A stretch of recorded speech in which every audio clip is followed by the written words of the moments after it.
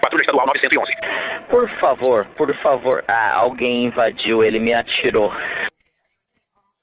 Ok, você está em St. Paul, senhor. Do outro lado da chamada de emergência está 27 anos. Ele está fazendo uma ligação desesperada para relatar uma tentativa fracassada de invasão domiciliar. Você pode me dizer onde está? Onde? Respire fundo. Não era a primeira chamada dos despachantes daquele endereço. Apenas 65 segundos antes da chamada, Heidi, esposa de Nick, de 25 anos, discou 911.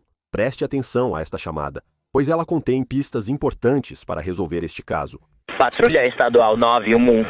Alguém está tentando invadir minha casa. Em que cidade você está, Paulo? Estou em São Paulo. Espere só um segundo. Qual é o seu endereço? Avenida Minnehaha, 17.794. Minnehaha. Alguém está tentando invadir a casa dela. Um estrondo audível é ouvido, seguido pelo que parece ser os gritos de Heidi. Heidi não pode ser ouvida na chamada novamente. E não há contato com os despachantes até seu marido ligar de volta, 65 segundos depois. Qual é o problema?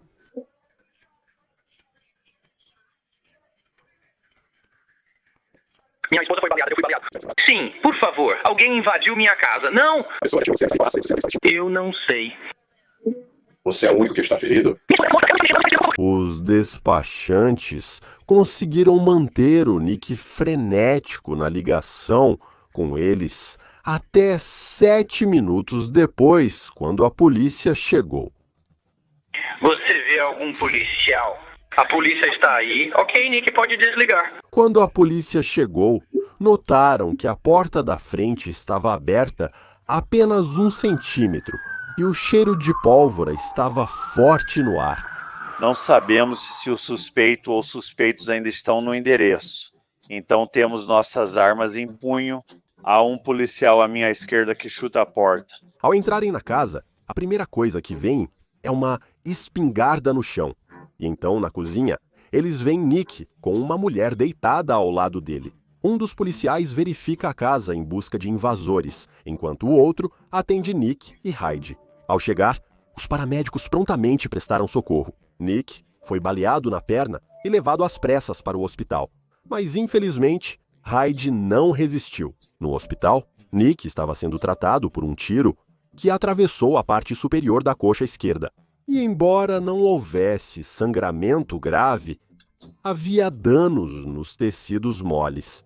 Às vezes, ele estava histérico, chorando alto. Após algumas horas de tratamento, ele foi liberado. Heidi e Nick se conheceram na igreja, quando ela estava no 1º ano do ensino médio e ele no 3º. Eles se casaram em 2005 e compraram uma casa em setembro de 2007. Ele trabalhava para o negócio da família e Heidi como escriturária em uma empresa de serviços financeiros. Nick Firkus tinha uma personalidade muito calorosa e envolvente, portava-se com confiança e tinha um caráter elevado, alta integridade na igreja. Essa era a reputação que ele criou para si. Heidi e Nick eram muito respeitados na comunidade. Ela levou isso para fora da família também, para a escola, igreja e amizade. Ela trazia muita alegria por onde passava, e ao interagir com ela você se sentia ouvido e visto. E nossos corações, mais do que tudo, querem transmitir o quão excepcional ela era como pessoa. Não estou brincando, ela era incrível. Enquanto Nick permanece no hospital, a polícia já está investigando a cena e fazendo perguntas para descobrir quem pode ser esse invasor. E foi quando eles encontraram o vizinho que morava bem ao lado. Fui acordado pelos gatinhos andando por aí. Um barulho me chamou a atenção, então coloquei a cabeça para fora da janela, ouvindo. Foi quando eu acabei ouvindo o que pareciam ser tiros, meio que esse grito agonizante de você atirou nela, você atirou em mim. Alguém está tentando invadir nossa casa. Por favor, não, algo nessa linha. E então acabou. Menos de 4 horas após os horríveis eventos daquela manhã, Nick é liberado do hospital e levado para interrogatório. Antes de ir para a cama, você trancou a casa ou algo assim? Embora Nick não tenha dado uma resposta direta, ele concordou em fazê-lo. Se você tivesse fechado a porta, ela teria sido trancada. Confirmando que a porta estava fechada, mas ele esqueceu de trancá-la por dentro, Nick então descreve o que aconteceu naquela manhã de domingo. Dormi por 10 ou 15 minutos, e então às vezes a porta de trás se abre se estiver muito vento, mas comecei a ouvir barulho na nossa maçaneta. O que eles estão fazendo? Eles estão apenas fazendo assim? Sim. Ao ouvir o barulho da maçaneta da porta da frente, Nick acorda Hyde e diz urgentemente a ela que alguém está tentando invadir. Então eu decidi falar que vamos para a garagem. Nick pega sua espingarda, de cano duplo com a mão esquerda, e seus jeans com a direita. Juntos, ele e Hyde descem as escadas. Ela está na frente porque estou tentando fazê-la se mover rapidamente. E então estou logo atrás dela. E então ela para na mesa de console para pegar a carteira dela, que está em cima da mesa de console. Assim que ela pega, a porta se abre. Tento fechar a porta, mas ela é forçada a abrir. E o cara que estava lá, acho que ele viu isso. Acho que ele pegou o barril. Lembre-se, Hyde falava com o 911 naquele instante. Quando o intruso agarrou o barril do Nick, Nick percebeu que tinha perdido o controle da situação. Quer dizer, entregando o gatilho, ele o pressiona contra o meu peito, que está praticamente paralelo à mesa de console. E eu não me lembro exatamente do que aconteceu, mas a arma disparou. Então meu dedo escorregou do gatilho. E foi esse o tiro fatal que matou a Hyde. Então, mas você está na área do saguão. Então, as escadas ficam bem ao lado da porta. As escadas ficam atrás de mim. Hyde está indo para a cozinha. A arma está aqui na altura do peito, bem paralelo ao chão. E ela dispara para baixo. Sim, eu sei que atingi a Hyde. Eu sei que fiz isso. Algo parecia realmente estranho, especialmente a maneira como ele disse, eu sei que fiz, como se fosse algo casual. Eu sei que fiz. Eu não sei onde atingi, mas sei que atingi. Você atingiu bem nas costas. Como ela fugia, certamente a atingi pelas costas. Nas costas dela ou na parte de trás da cabeça dela? Não sei se foi um tiro alto ou baixo. Ela gritou ou algo do tipo? Sim, e ela caiu direto. 17.794. Avenida Minnehaha. Minnehaha, alguém está tentando a oeste. Tome seu tempo, está tudo bem. Você quer um lenço de papel? Esta é a primeira vez que Nick mostra emoção durante a entrevista. Ele está claramente sobrecarregado. Ele estava se sentindo mal por Hyde ou precisava de um tempo sozinho. É provável que neste ponto, o detetive começou a ter suas dúvidas. Então você e esse cara ainda estão no saguão? Sim, eu entendo. Bem, você apontou para ele? Não, foi como direto para cima e para o lado assim. Então você está indo todo para baixo. Ah, então o cano está para baixo. Eu agarrei com a minha direita e puxei. Foi quando disparou pela segunda vez. Onde está o engate na perna esquerda? Está na perna esquerda. Se você quiser apontar para ela, pode simplesmente em linha reta. Minha ferida está bem aqui. Ok, então bem ali? Não, sim. Então se mate, ou isso é... Eu não sei se era eu mesmo, ou se era o cara. Eu sinceramente não me lembro naquela época. A mão dele estava acima do gatilho. Ele ou eu poderíamos ter puxado, não me lembro. O que acontece em seguida? Ele se foi. Ele decolou. Eu caio. Ele se foi. Eu caí. Eu cheguei até a Hyde e tive que rediscar o 911. Ele estava de bruços e então eu virei e estava conseguindo... Certo. Ele visitou a cena do crime naquela manhã e havia muitas perguntas sem sentido. Havia um vaso, recibos, uma garrafa de cerveja, nada disso derrubado. Havia um par de jeans jogado na área do hall de entrada. E a espingarda também estava lá no chão, bem na entrada da porta. De qualquer forma, o próximo passo era obter uma descrição precisa do invasor. Como era esse cara? Ele era branco, negro, asiático? Acho que ele era um cara negro com um moletom com capuz escuro que estava bem apertado. Mas eu não consegui ver direito porque estava procurando a Hyde e tentando arrancar a arma. Vamos apenas dizer que era você. Sim, esta é a arma. Onde você está agarrando? Estou, sabe, aqui. E se eu sou o cara, onde está minha mão? No topo. E a outra mão dele? Acho que na porta. Mas ele era bem alto, por volta de 1,85 m. Então ele é tão grande assim, ele provavelmente era assim, sim. Então quanto você acha que ele pesava? Ele tinha 90 quilos? Lembre-se que Nick diz que não conseguiu olhar bem para o invasor. Apesar disso, ele acredita que seja um 1,85 metros vestindo um moletom escuro e com 90 quilos. Mas isso ainda não explica por que eles corriam para a garagem em primeiro lugar. Se Nick estava armado, por que não ficou para trás? O que teria impedido você de sentar no topo da escada com a espingarda, esperando eles subirem? Bem, da última vez que a polícia veio, cerca de 1 ano e meio atrás, Hyde e eu tivemos uma conversa sobre o que fazemos se algo assim acontecer novamente. Você sabe, naquele caso era a polícia, mas o que nós? E esse é apenas o plano que elaboramos. Ir para a garagem. Apenas entrar no carro e ir embora. Porque sabíamos que poderíamos ir da casa para a garagem rapidamente. Se eu estivesse em minha casa, no meu quarto, e alguém estivesse invadindo o meu lugar e ela estivesse ligando para o 911, eu estaria esperando no topo das escadas e diria: Ei, se você subir, estou justificado em te matar se você invadir minha casa. A pessoa compassiva em mim não está puxando o gatilho. Essa é a parte difícil para mim. A ironia, claro, é que esse plano compassivo levou à morte de sua esposa e o próprio Nick se ferindo. Estou observando e não vi ninguém sair daquela casa. Você tem um sistema de alarme na sua residência? Acho que compramos a casa que tinha um sistema de alarme, mas ele não foi ativado desde que a possuímos, então não pagamos nada para manter um alarme. Mesmo sem pagar por um serviço profissional, o alarme ainda poderia soar, alertando sobre intrusos. Então por que não usá-lo se estavam tão preocupados com invasões que realmente fizeram um plano para fugir? Se eles ainda não estiverem na casa, se eles estiverem na casa, então nosso plano é ficarmos no andar de cima. Se todo esse episódio aconteceu e você ligou, não quero entender. Quando os policiais chegarem, estarei ao lado dele. E você está aconchegando ela ou de pé sobre ela. Eu estou segurando a mão dela. Não queria deixá-la. Quando a ambulância chegou, te levaram? Me levaram. Tudo bem. E continuei perguntando. O quê? Ninguém me deu nenhuma resposta sobre o que estava acontecendo com ela, mas eu quero dizer... Esta é a parte mais estranha da entrevista, porque já se passou 1h30 e só agora Nick está perguntando sobre Heidi. Mesmo assim, ele não está realmente insistindo nisso. Está sendo bastante passivo, dizendo que ninguém lhe conta nada e presumindo o pior. Esse não é o tipo de comportamento que eu esperaria de um marido que não sabe a condição de sua esposa, já que ele foi levado de ambulância enquanto ela ficou para trás. Ele sequer sabe se ela ainda está viva ou morta.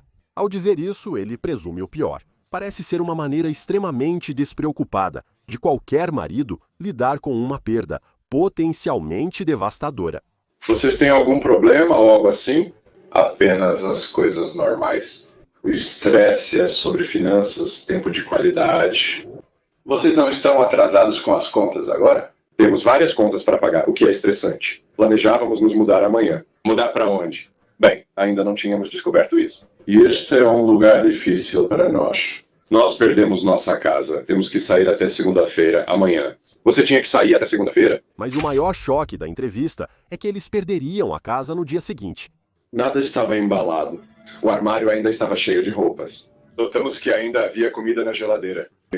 Isso tem sido uma espécie de luta privada para nós, então íamos mover o máximo possível de nossas coisas para a garagem e depois começar a levar coisas para um local de armazenamento. Ainda não comunicamos nossos pais, mas falaremos com eles amanhã sobre isso. Então eles planejam empacotar, se mudar, informar aos pais e encontrar um lugar para ficar tudo no mesmo dia. Esses não são mochileiros ou moradores de tenda, mas 2 adultos com uma casa cheia e sem lugar para ir.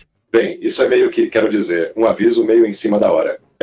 E eu acho que o motivo é porque estamos ambos lidando com a forma de todo o assunto, porque estamos envergonhados de não termos conseguido ser honestos com nossos amigos sobre nossas lutas. Somos teimosos demais para admitir nossas falhas. Que coincidência que Heidi seja assassinada por um intruso no dia anterior ao que eles ficam trancados fora de casa. E ninguém sabia sobre as dificuldades financeiras do casal. Nem amigos, nem família. Mas a questão é, até mesmo a Heidi estava ciente disso? Então você e ela nunca mencionaram isso para nenhum dos pais? Nenhum dos nossos pais ou nenhum dos nossos amigos? Apenas você e nós sabemos disso. Então, Heidi, onde vocês colocariam os móveis? Planejávamos manter o material no trailer para o trabalho e uma quantidade significativa na garagem. Qual o tamanho desse trailer? O motivo é que as pessoas que estão gerenciando as coisas de execução hipotecária do nosso mundo disseram que se conseguirmos tirá-lo da casa e colocar na garagem, ainda nos deixariam voltar para retirar algumas coisas. Vocês têm apólices de seguro um do outro? Não temos apólices de seguro de vida. Vocês enfrentarão outros problemas além dos financeiros? Nosso nível de intimidade no nosso relacionamento, fazer sexo é realmente doloroso para Heidi. Todo homem tem necessidades e impulsos, preocupações, como você quiser colocar. Você já dormiu por aí, por acaso, com outras mulheres? Não, absolutamente não. Após as perguntas desconfortáveis, mas cruciais sobre a vida pessoal deles para determinar um motivo, o detetive voltou a focar na cena do crime, para uma área que não fazia muito sentido. Especificamente, onde e como exatamente Nick foi baleado. Onde é isso? Você pode ver um monte de chumbinhos como na parte inferior da porta. Se você está com esse cara lutando com uma arma, assim como os chumbinhos passam pela sua perna, chumbinhos do chão, e depois entram na porta, eu acho que pode ter havido um ponto nisso. Pode ter havido um momento na briga em que girei, mas não tenho certeza absoluta. Após 3 horas de questionamento e muitas explicações coloridas. Tudo bem, estou deitado aqui assim, e você e ele estão lutando com uma arma assim? Sim, não? Isso não aconteceu. Então você não está de costas? Não. O detetive ainda não tinha nada concreto para acusar Nick. Além disso, ele respondeu a todas as perguntas feitas. Você teve algo a ver com isso? Não. Absolutamente não. Ok. Absolutamente não, tudo bem. Vou te dar meu cartão aqui. Então, se você tiver alguma dúvida ou algo surgir, sabe, eu te ligo, você pode me ligar. Depois que o detetive deu a ele seu cartão e saiu da sala, finalmente acabou para Nick, e ele pôde suspirar aliviado. Então sua família entrou na sala e ele abraçou sua mãe e chorou por 10 minutos seguidos. Enquanto Nick conseguia ir para casa, ainda havia perguntas persistentes sobre esse intruso misterioso, e o detetive pensou que estava entrevistando uma vítima, mas perto do fim ele teve suas dúvidas. Não vimos nenhum sinal de entrada forçada na casa. As evidências físicas na cena contradizem a versão dele sobre o incidente. Quando o resultado da autópsia chegou, como esperado, revelou que Hyde morreu de um único tiro de espingarda nas costas. Os projéteis rasgaram suas costelas, coluna e perfuraram um pulmão. A pobre Hyde não teve chance. Sua família ficou surpresa ao saber da execução hipotecária e insistiram que Hyde era o tipo de pessoa que teria contado a ele se soubesse. Nick contratou um advogado no mesmo dia e recusou o pedido da polícia para ajudar a fazer um retrato falado do invasor por conselho de seus advogados. Não demorou muito para perceber que ele estava sendo visto como um suspeito. Mas em vez disso, quase 3 semanas depois, eles apresentaram seu próprio retrato falado de um artista contratado por eles. O retrato falado foi divulgado, mas não gerou pistas. O que esperamos é que as pessoas venham a público com informações que, esperamos, encerrarão este incidente. O Sargento Peterson e eu esperamos que as pessoas façam uma boa reflexão interna e percebam que possuem informações que, esperamos, trarão um desfecho para este incidente. O tempo passou. Os dias viraram semanas, meses e anos. 2 anos depois, Nick parecia ter seguido em frente. Ele se casou com Rachel Sanchez em agosto de 2012. O casal teve 3 filhos e até se mudou para uma casa comprada para eles pelos pais de Nick. Mas a família de Hyde nunca esqueceu. Como poderiam? Eles continuaram ligando para o detetive em ocasiões especiais, como o dia em que Hyde morreu e o dia em que ela nasceu. A maneira como Hyde foi levada, a primeira reação que tive foi que eu fisicamente tive que sentar e apenas refletir sobre a realidade do que eu acabara de ouvir. Mas o que surpreendeu a todos é que Nick, o homem cristão de bom coração, se recusou a cooperar. Na verdade, ele disse aos detetives para pararem de incomodá-lo. Isso é um pouco mais anormal do que normalmente lidamos. Para destaque a alegria da família de Hyde, os detetives não desistiram do caso.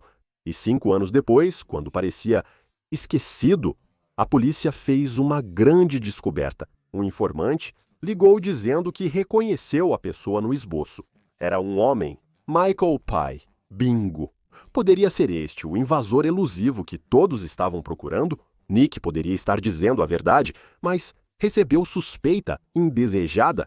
A semelhança com o esboço era notável. Este poderia ser o homem deles. Mas apenas um pequeno contratempo. Michael Pye estava na prisão na época do assassinato de Hyde. Ele não poderia ser o responsável pela morte de Hyde. Então, como a semelhança dele foi tão bem capturada no esboço? Bem, acontece que Michael Pye já havia aparecido nos jornais antes, e é provável que Nick Firkus tenha visto o rosto dele nesses jornais e simplesmente apresentado isso ao artista do esboço ou construído a partir da memória.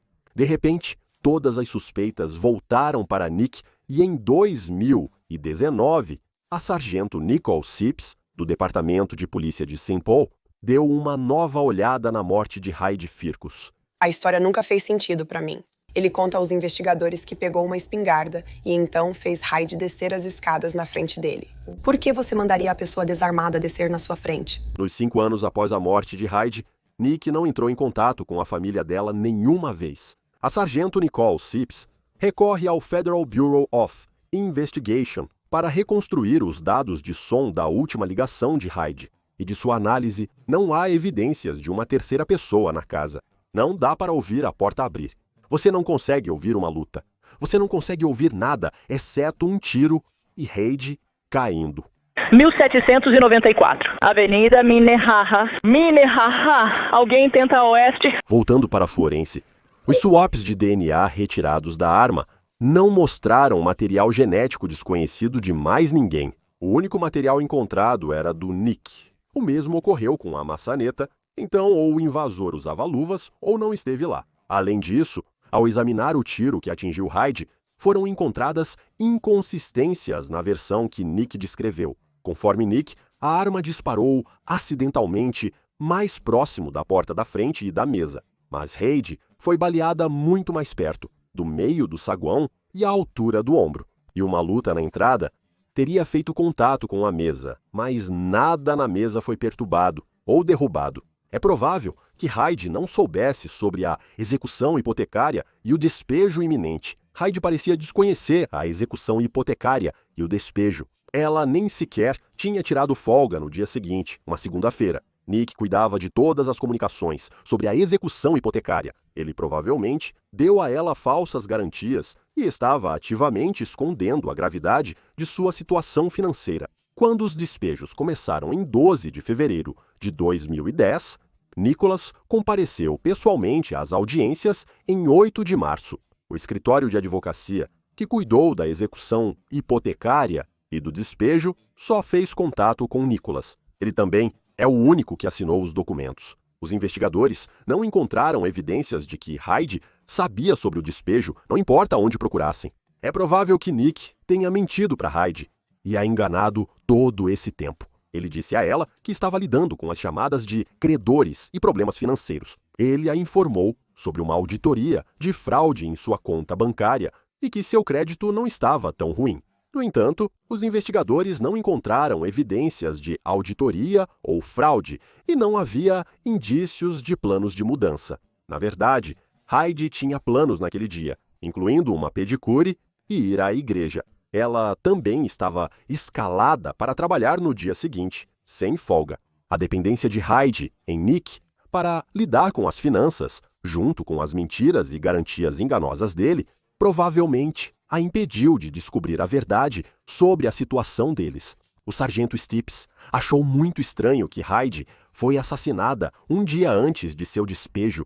Então ela descobriu que Nick Firkus havia se divorciado recentemente de sua segunda esposa e decidiu entrar em contato com Rachel. E Rachel compartilhou suas suspeitas. Ela se lembra de encontrar um aviso em sua casa informando que estavam inadimplentes nos impostos de propriedade e que poderiam perder a casa. Foi quando ela percebeu que todos aqueles rumores sobre Hyde e Nick poderiam ser verdadeiros. Comecei a olhar em volta. Eu apenas comecei a ter maus pressentimentos, como intuições que eu não queria presumir nada. As pequenas mentiras me levavam até Hyde às vezes, mas eu pensava, isso é demais, não vá por aí. E então essa carta meio que me derrubou. Eu apenas pensei, oh Deus, agora isso é maior do que eu pensava que era. Rachel decidiu confrontar Nick e gravar a conversa. Suas ações me fizeram desconfiar completamente de você.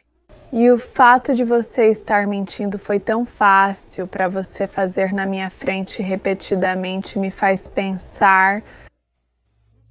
que eu deveria assassinar minha esposa. Que você poderia mentir sobre algo. Que eu poderia assassinar minha esposa. Sim. Mandado de busca. Tenho algumas armas chegando. Nada em suas mãos. Alô? Polícia! Temos um mandado de busca. Nick, venha para fora. Coloque suas mãos atrás das costas. Ok. Compartilharei com você o que é tudo isso. Temos um mandado de prisão para o senhor. Porque homicídio... Em maio, de 2021, 11 anos após o assassinato de Heidi, Nick Firkus foi preso e acusado de homicídio em segundo grau pela morte de sua esposa. Posteriormente, um grande júri elevou a acusação para homicídio em primeiro grau. A acusação alegou que Nick queria ocultar da esposa sua grave crise financeira e a vergonha que sentia. Ele preferia matá-la a deixá-la saber a verdade sobre o despejo iminente e as muitas mentiras contadas a ela ao longo dos anos. Porém, Robert Richman, advogado de defesa de Nick, negou as alegações. Não havia nada sobre matar a mulher que todos concordavam que ele amava, que ajudaria sua situação. Dizendo que após o assassinato, Nick ainda foi despejado e seu status financeiro foi exposto para o mundo ver. Contudo, a acusação apresentou evidências contundentes, como o fato de que somente o DNA de Nick estava presente na arma do crime.